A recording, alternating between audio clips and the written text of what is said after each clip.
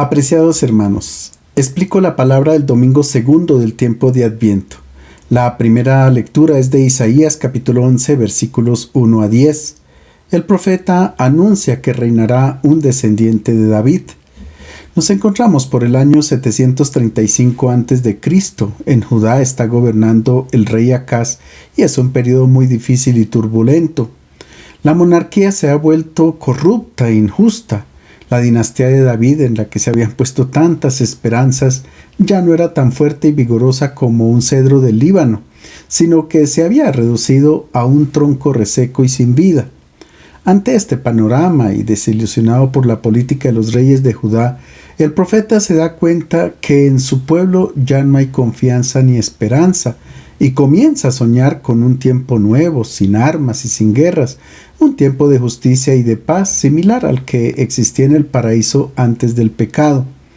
Tal reino solo podría surgir por iniciativa de Dios, y su instrumento tendría que ser descendiente de David. En él habitará el Espíritu del Señor, y su misión será construir un reino de justicia y de paz. Brotará un retoño del tronco de Jesé, de su cepa brotará un vástago, sobre el cual se posará el Espíritu del Señor, espíritu de sensatez e inteligencia, espíritu de valor y de prudencia, espíritu de conocimiento y respeto del Señor. Lo inspirará el respeto del Señor. No juzgará por apariencias, ni sentenciará solo de oídas. Juzgará con justicia a los desvalidos, sentenciará con rectitud a los oprimidos, ejecutará al violento con el cetro de su sentencia, y con su aliento dará muerte al culpable. Se terciará como banda la justicia, y se ceñirá como correa la verdad. Entonces el lobo y el cordero irán juntos, y la pantera se tumbará con el cabrito, el novillo y el león engordarán juntos, un chiquillo los pastorea. La vaca pastará con el oso, sus crías se tumbarán juntas, el león comerá paja como el buey, el niño jugará en el agujero de la cobra, la criatura meterá la mano en el escondrijo de la serpiente. No harán daño ni estrago por todo mi monte santo, porque se llenará el país de conocimiento del Señor como colman las aguas del mar. Aquel día la raíz de Jesé se levantará como una bandera para los pueblos. A ella acudirán las naciones y será gloriosa su morada. Ante la situación difícil que vive el pueblo de Israel, cuando todos piensan en una derrota, el profeta recuerda que Dios es fiel a sus promesas hechas al rey David. Dios le había dicho: cuando tus días se cumplan y reposes con tus padres, levantaré a tu descendiente después de ti, el cual saldrá de tus entrañas, y yo estableceré el trono de su reino para siempre. Con una imagen tomada del reino vegetal, el profeta recuerda la historia de David. Él había florecido de una raíz insignificante, de un tronco que ninguno tenía como digno de consideración, de Jesé, que era su padre, un humilde pastor de Belén. Bendecido por Dios, este árbol había crecido y se había hecho vigoroso, pero después llegó la ruina. El tronco fue despedazado, quemado y reducido a un tizón humeante, figura del desastre y de la deportación al exilio en Babilonia. Isaías toma ahora una imagen del reino animal para expresar el tiempo ideal de bienestar, de hermandad universal, de abundancia y de paz que traerá el descendiente de David. Se trata de un mundo en el que las fieras se han convertido en animales mansos y domesticados. Pero esta armonía no se reduce solo al reino animal, sino también entre Dios y el hombre y los hombres entre sí. No existe nadie que cometa maldad, el pobre y el débil no sufrirán injusticias ni abusos, todos están movidos de sentimientos de amor, porque la sabiduría del Señor cubrirá el país como las aguas cubren el mar. El brote de la raíz de Jesé, es decir, el descendiente de David, tendrá como ornamentos de su vestido la justicia y la fidelidad, y además estará lleno del Espíritu del Señor. 4 veces se alude a este Espíritu, y el número 4 indica la universalidad. Es como si este viento impetuoso proveniente de los 4 puntos cardinales confluyera con toda su energía en este hijo de Jesé. Son 6 los dones ofrecidos por el Espíritu del Señor, y el profeta los enumera en 3 pares. sabiduría e inteligencia, que son los dones que caracterizaron a Salomón, el rey sabio, consejo y fortaleza, indicando la capacidad de gobernar con prudencia y el valor militar, cualidades de las que David estaba colmado. Conocimiento y temor del Señor se refieren a la docilidad y obediencia a Dios, virtudes de las que los patriarcas eran modelos. Para nosotros, los cristianos, Jesús, el Hijo de David, es el Mesías que vino a hacer realidad el sueño del profeta. Él inició ese reino nuevo de justicia, de armonía y de paz. Lleno de su Espíritu de Dios, pasó por el mundo invitando a los hombres a transformarse en hijos de Dios y a vivir en el amor, en el compartir y en la donación de la vida. Es el regreso al paraíso original. También hoy tenemos necesidad de escuchar las palabras de Isaías porque hay mucho pesimismo en nuestra sociedad. Isaías quiere hacernos ver nuestro mundo como lo ve Dios. Si hay dolores, entonces se comparan a los del parto. Simplemente tienen sentido porque están haciendo una vida nueva. Con Jesús de Nazaret hemos comenzado a vivir un mundo totalmente nuevo. La segunda lectura es de la carta a los Romanos, capítulo 15, versículos 4 a 9. Pablo exhorta a los cristianos a vivir en el amor. El apóstol estaba preocupado por las tensiones que existían dentro de la comunidad de Roma. Es que había discordias entre dos grupos, el de los débiles, que eran personas ligadas a las tradiciones de los judíos. Llevaban una vida austera, observaban numerosas prescripciones como la circuncisión y la abstinencia de comida impura. El otro grupo era el de los fuertes, judíos que habían superado ya esta mentalidad y también personas que venían del paganismo.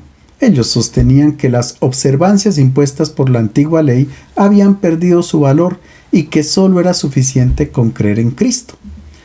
Los débiles juzgaban a los fuertes y los consideraban frívolos, superficiales. A su vez, estos despreciaban a los débiles, los trataban como obtusos mentales, retrógrados y nostálgicos. Pablo se ubica dentro del grupo de los fuertes y recomienda a todos practicar la caridad y el respeto recíproco. Lo que entonces se escribió fue para nuestra instrucción, para que por la paciencia y el consuelo de la Escritura tengamos esperanza. El Dios de la paciencia y el consuelo les conceda tener los unos para con los otros los sentimientos de Cristo Jesús, de modo que con un solo corazón y una sola voz glorifiquen a Dios Padre de nuestro Señor Jesucristo. Por tanto, acójanse unos a otros como Cristo los acogió para gloria de Dios. Quiero decir que Cristo se hizo servidor de los circuncisos para confirmar la fidelidad de Dios, cumpliendo las promesas de los patriarcas, mientras que los paganos glorifican a Dios por su misericordia, como está escrito: te confesaré ante los paganos y cantaré en tu honor. Para conciliar a los dos grupos, el de los débiles y el de los fuertes, Pablo argumenta con el ejemplo de Jesús. Él nunca ha tenido en cuenta el propio interés, no ha actuado de manera egoísta, sino que se ha olvidado de sí mismo y se ha puesto totalmente al servicio de los demás. Ahora, quienes han acogido el reino serán el rostro visible de Cristo en la comunidad. Ellos tendrán que dar testimonio de unión, de amor, de solidaridad, de armonía, acogiendo y ayudando a los hermanos más débiles, siguiendo el ejemplo del Maestro. El Evangelio es de San Mateo, capítulo 3, versículos 1 a 12. Juan el Bautista anuncia el reino de Dios. En tiempos de Jesús se pensaba que como Elías había sido llevado al cielo en un carro de fuego, entonces no había muerto. Por tanto, se esperaba su retorno en cualquier momento. En este sentido, el profeta Malaquías había dicho: «He aquí que yo envío a mi mensajero a preparar el camino delante de mí. Yo les enviaré al profeta Elías antes de que llegue el día del Señor». Juan el Bautista ha sido enviado por el Señor para preparar a Israel para acoger el Mesías de Dios. Él es el Elías que tenía que venir, dirá Jesús más adelante en el mismo Evangelio de Mateo en el capítulo 11. El historiador judío Flavio Josefo describe al Bautista como un hombre bueno que exhortaba a los judíos a vivir una vida recta y los invitaba a hacerse bautizar. Sin embargo, él pensaba que se purificaba solamente el cuerpo, porque se requería que el alma estuviera purificada llevando una conducta recta.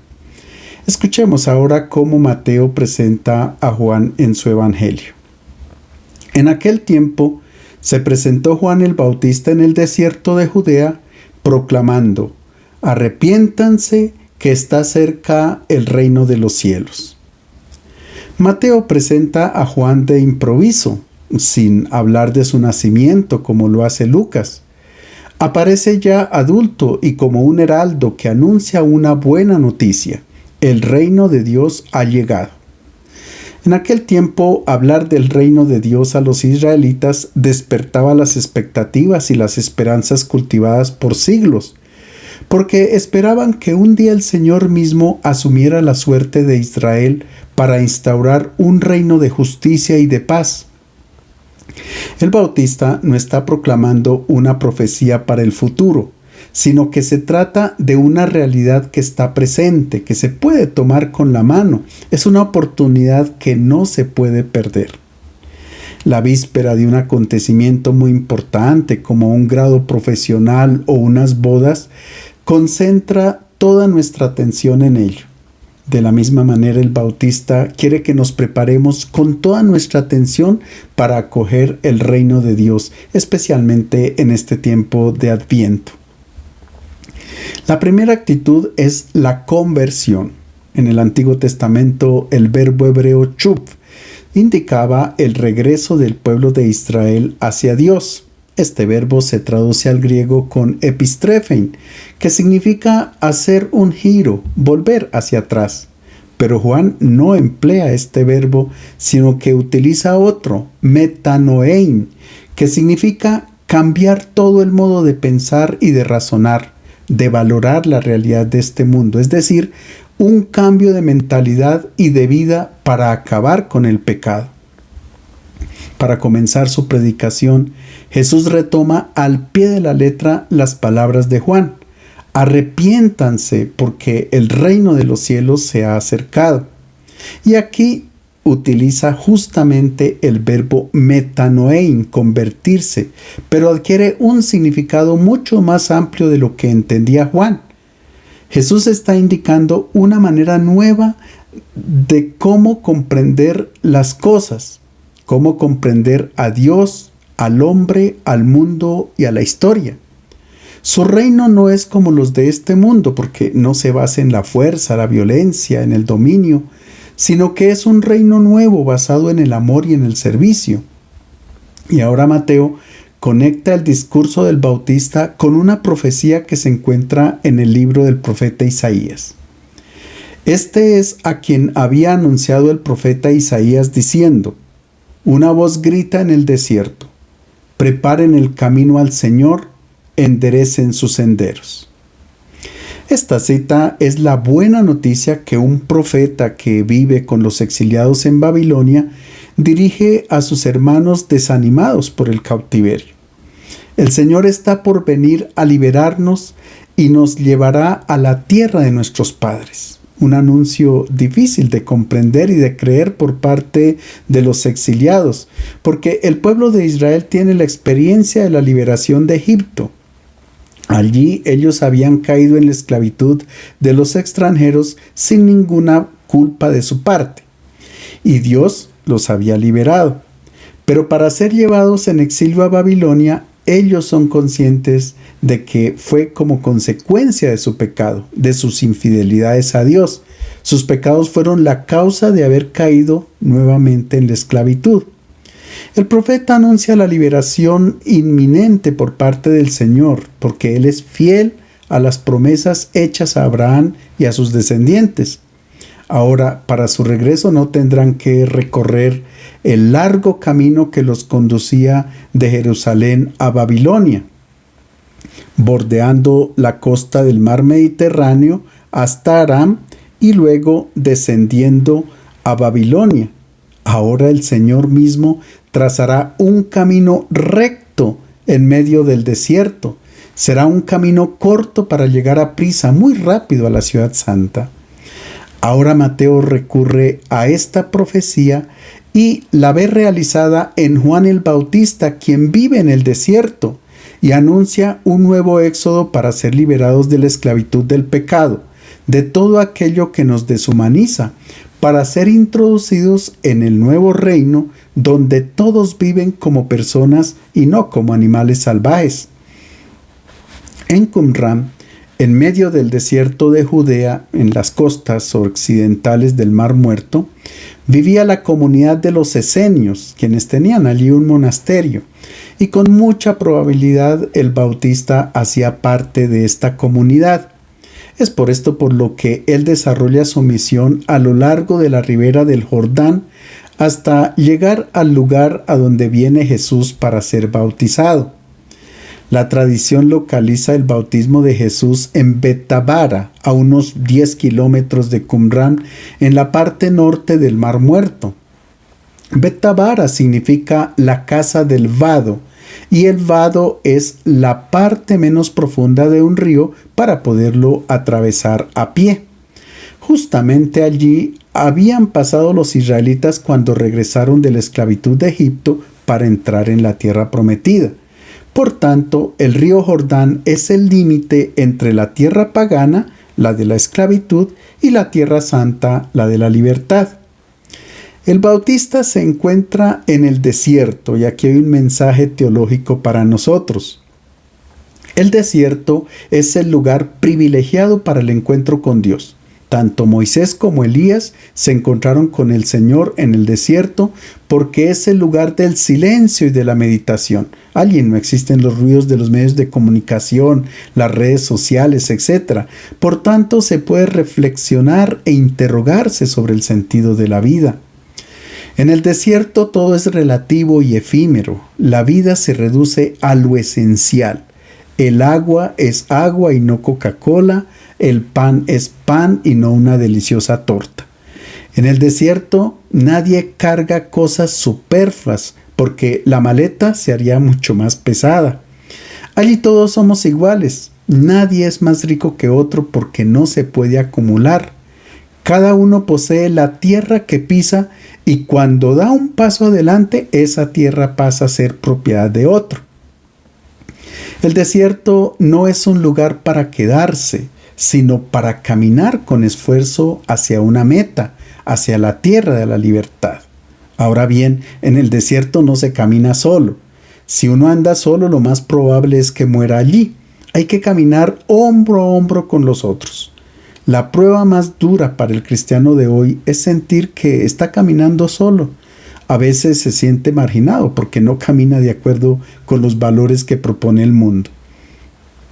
Y ahora el Bautista, con su testimonio de vida, nos sigue insistiendo en cómo tendremos que prepararnos para acoger al Señor que viene. Juan llevaba un manto hecho de pelos de camello, con un cinturón de cuero en la cintura, y se alimentaba con saltamontes y miel silvestre. Acudían a él de Jerusalén, de toda Judea y de la región del Jordán, y se hacían bautizar en el río Jordán por él, confesando sus pecados. El vestido que lleva Juan el Bautista es el mismo que portaba el profeta Elías, como se lee en el primer capítulo del segundo libro de los Reyes.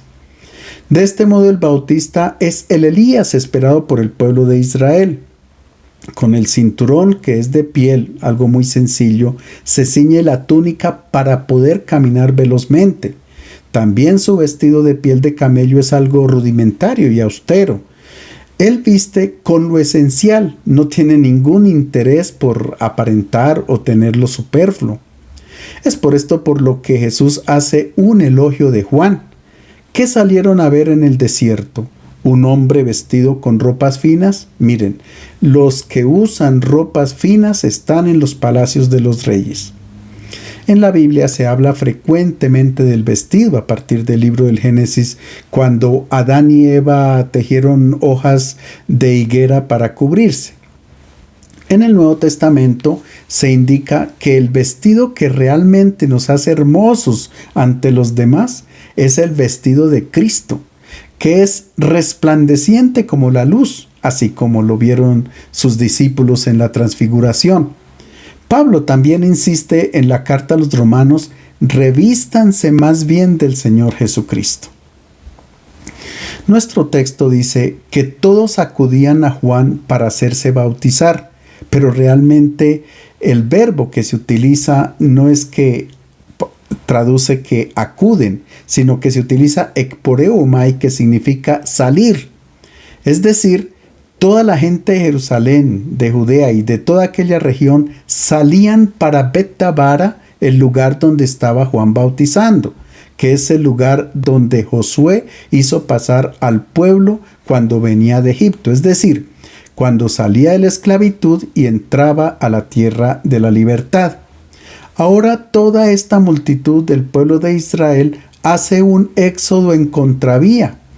Todo el mundo sale de la tierra donde pensaban estar en libertad y andar a la tierra de la esclavitud, para luego sí pasar nuevamente el río Jordán, pero ya no para entrar en la tierra material, sino en la verdadera tierra que es el reino de Dios propuesto por Jesús de Nazaret.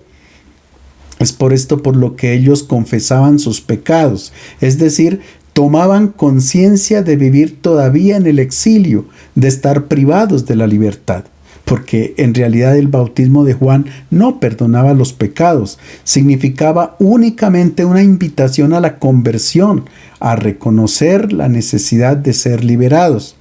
Es el bautismo de Jesús el que perdona los pecados. Dentro de la multitud que sale para donde Juan están unos personajes que quieren hacer el rito del bautismo, pero no están dispuestos a la conversión. Es por esto por lo que el bautista ahora les dirige palabras muy duras. Al ver que muchos fariseos y saduceos acudían a que los bautizara, les dijo: raza de víboras, ¿quién les ha enseñado a huir de la ira inminente de Dios? Muestren frutos de un sincero arrepentimiento y no piensen que basta con decir: nuestro padre es Abraham, pues yo les digo que de estas piedras puede sacar Dios hijos de Abraham. El hacha ya está apoyada en la raíz del árbol. Árbol que no produzca frutos buenos será cortado y arrojado al fuego. La serpiente, concretamente la víbora, tiene un veneno que es mortal. El bautista utiliza esta imagen porque los fariseos y los saduceos representan dos modos de concebir a Dios que pueden conducir a la muerte, porque causan división, odio, egoísmo y violencia. Los fariseos predicaban un Dios justo a modo humano, que ha dado la ley y verifica quién la observa y quién la transgrede, premia a los unos, castiga severamente a los otros. Los saduceos piensan que Dios concede favores solamente a quienes le ofrecen sacrificios, holocaustos, incienso, etc., por medio de los sacerdotes del templo, que pertenecen justamente a esta secta. El Dios de Jesús de Nazaret concede favores a buenos y malos sin distinción, porque Él es amor y solo amor. Los fariseos y los saduceos van donde Juan solamente por el rito del bautismo, pero no porque quieren cambiar su mentalidad, sus tradiciones, sus convicciones equivocadas. De esta manera ellos huyen del fuego, como también lo hacen las serpientes. Es que no aceptan el fuego que introduce Jesús, que es el amor de Dios para con todos, sin ninguna clase de discriminación. Estos grupos religiosos huyen de la ira inminente de Dios, que es comparada con el fuego. La ira es un impulso que todos tenemos, pero la ira de Dios consiste en su indignación ante la injusticia. Es el deseo profundo de liberar al pobre y al indefenso de la injusticia. Este impulso de ira es el que experimenta el padre de familia cuando ve que le hacen mal a su hijo. Y si esto sucede en el ámbito humano, también Dios se indigna ante el mal causado a sus hijos. Por tanto, Cuando los profetas hablan de la ira de Dios, se refieren al amor visceral del Señor, que no permanece indiferente, sino que interviene para salvar a sus hijos. No es que Él se desfogue con rabia porque ha sido ofendido, no. Es que Él interviene porque está involucrado pasionalmente en la vida de todo ser humano. Para huir de la ira de Dios, el Bautista pide frutos de conversión, un cambio de vida. En otras palabras, pide los frutos del Espíritu Santo que se encuentran en el capítulo 5 de la carta a los Gálatas: amor, gozo, paz, fe, bondad, longanimidad, benignidad. Los fariseos y los saduceos no mostraban signos de conversión porque se retenían perfectos por tener a Abraham como padre. Pero Juan les dice: esto no les da ninguna garantía porque el Señor puede suscitar también de las piedras hijos de Abraham. El Bautista habla también a nosotros, sobre todo a quienes piensan que por haber sido bautizados ya han alcanzado la perfección y la plenitud de la vida cristiana. El Bautista también lanza una amenaza. El hacha está puesta a la raíz del árbol. En la Biblia, Israel es comparado con una planta que debe dar fruto, bien sea una vid, una higuera, etc.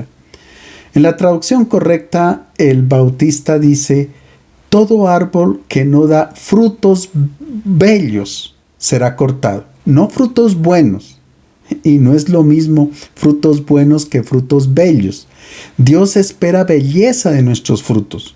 Pero la teología de los fariseos y saduceos no produce belleza, sino personas egoístas, envidiosas, que no ven la hora de que Dios tome venganza de los que cometen el mal. En cambio, cuando el cristiano se reviste de Jesús, adquiere un rostro bello, amoroso, comprensivo con sus propias fragilidades y con las de los demás, porque sabe que Dios lo ama con un amor incondicional. En boca de Jesús, el hacha no corta los árboles, sino que los poda, porque hay ciertas ramas en las que no está presente la savia del Espíritu que produce belleza. Una persona animada por el Espíritu es bella porque es capaz de amar. Y ahora el Bautista dice: yo los bautizo con agua en señal de arrepentimiento, pero detrás de mí viene uno con más autoridad que yo, y yo no soy digno de quitarle sus sandalias. Él los bautizará con Espíritu Santo y fuego. El rastrillo está en su mano y limpiará completamente su era y recogerá su trigo en el granero, pero quemará la paja en un fuego que no se apaga. El bautismo de Juan era solamente una preparación para recibir el bautismo de Jesús, que es un bautismo en Espíritu Santo y fuego, que purifica realmente del pecado. Bautizar significa sumergirse en este fuego del cual Jesús mismo dijo: he venido a traer fuego a la tierra y cómo quisiera que ya estuviera ardiendo. El Espíritu es la vida divina que como un fuego destruye el pecado. El bautismo de Juan es un baño externo que limpia el cuerpo, mientras que el bautismo de Jesús es como el agua que se bebe, entra en el cuerpo y produce la linfa de vida, o como cuando la planta absorbe el agua y se convierte en savia para nutrirse. El bautismo de Jesús es interior, es un agua que cambia totalmente el corazón. Se adquiere un corazón que esté en sintonía con el corazón de Dios, que razona y piensa como Dios. En este bautismo, el fuego quema todo el mal y crea un ser humano totalmente nuevo. Como dice el profeta Ezequiel: les daré un corazón nuevo y pondré mi espíritu nuevo dentro de ustedes. Arrancaré su corazón de piedra y les daré un corazón de carne. Pareciera que Juan el Bautista amenazara al pueblo diciendo que el rastrillo está en su mano y limpiará completamente su era y recogerá su trigo en el granero, pero quemará la paja en el fuego que no se apaga. Es porque él quería que el mal fuera erradicado de forma rápida, y cuando ve que Jesús va trabajando despacio en esta difícil tarea, envía unos mensajeros para que le pregunten si él era el Mesías o debían esperar a otro. En cambio, San Lucas, cuando cuenta este episodio, dice que con otras muchas exhortaciones, Juan anunciaba al pueblo la buena nueva. Por tanto, en vez de ser una amenaza, es una buena noticia, porque sumergidos en el bautismo de Jesús, con el don del Espíritu Santo, se realiza una limpieza de todo el mal que está presente en el corazón del hombre. Este mal será la paja que se quema cuando se acoge el Espíritu, que es fuego, que Jesús ha traído al mundo. Por consiguiente, no son los pecadores, las personas, las que son arrojadas al fuego como paja para que arda, sino el mal que hay en el corazón del hombre. Porque cambiando el corazón de cada persona, los malvados también desaparecen del mundo. Estamos en el tiempo de Adviento y el Evangelio nos invita a disponer nuestro corazón para acoger a Jesús y su mismo Evangelio. Pero esto no es posible si previamente no acontece la metanoia, es decir, el cambio de mentalidad y el deseo de transformar nuestra vida. Les deseo un feliz domingo.